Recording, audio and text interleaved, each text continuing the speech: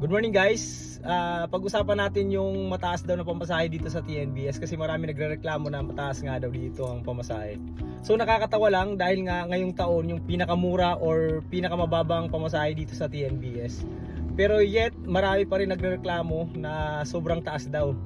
Dati kasi nung mga nakarang taon mataas talagang pamasahe sa TNBS and mababa din yung gas. So nung mga nag-uumpisa pa lang yung TNBS dito sa Pilipinas, so mataas talagang pamasahe. Pero wala naman dati nagrereklamo dahil nga ang mga nakaka-afford lang doon yung mga mayayaman. And kung meron mang mga middle class na mag-TNBS or sasakay ng mga TNBS, so yung mga pupunta lang ng party. Pero ngayon nung binaba na yung pamasahe, nung affordable na ng karamihan sa atin, doon naman nagrereklamo na sobrang taas daw ng pamasahe dito sa TNBS. So yung kasi ang naging problema nung maging affordable na kasi yung ibang mga Pilipino hindi naman talaga kaya sa TNBS kasi nga medyo mataas naman to compare doon sa taxi, sa bus, sa tricycle, sa motor. Syempre dahil nga naman dito ang siniserve natin dito yung comfort and safety. Kailangan naman gusto mo nang naka-aircon, gusto mo nang sunduin ka sa bahay, gusto mo nang malinis yung sasakyan, gusto mo nang premium na serbisyo, tapos hindi ka naman willing magbayad ng premium. So yun yung naging problema sa atin kasi halos gusto natin ipantay na yung pamasahe ng TNBS sa mga tricycle, sa mga baka gusto pa natin ipantay yung pamasahe sa mga bus at saka jeep. So dapat naman talaga, hindi naman talaga pantay yung pamasahe dito sa TNBS at saka sa mga taxi or tricycle. Dahil nga dito sa TNBS, compare sa taxi, mas bago yung sasakyan, and then dito kasi hanggang 5 years lang kailangan palitan mo na yung sasakyan.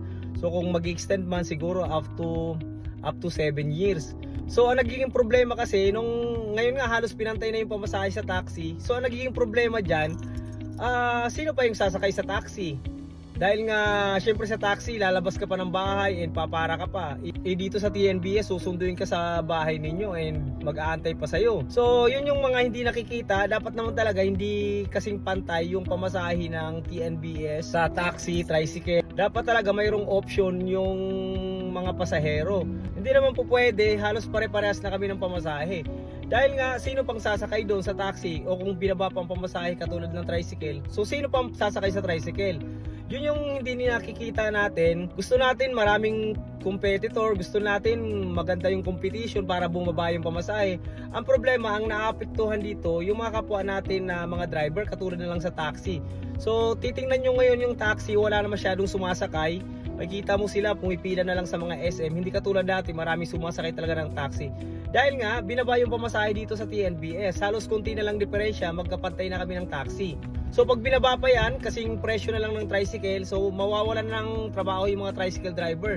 Dahil nga, sino pang sasakay sa kanila, dito sa TNBS, napakadali and napaka-komportable.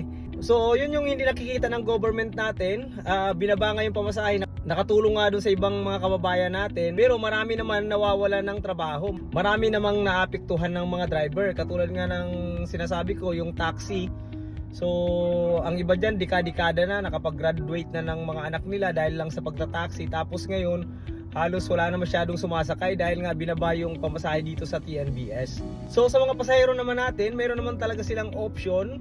Pwede naman sila kung hindi naman kaya talaga ng budget, meron naman taxi, merong jeep, merong bus, merong tricycle, merong MC taxi. So depende na lang yan sa budget natin. Dapat talaga hindi pantay-pantay yung pamasahe. Alangan naman na yun lang yung sweldo mo. Kung for example 800 pesos lang yung sweldo mo, and then yung pamasahe mo dun sa TNBS is 800 lang. Alangan naman mag TNBS ka araw-araw.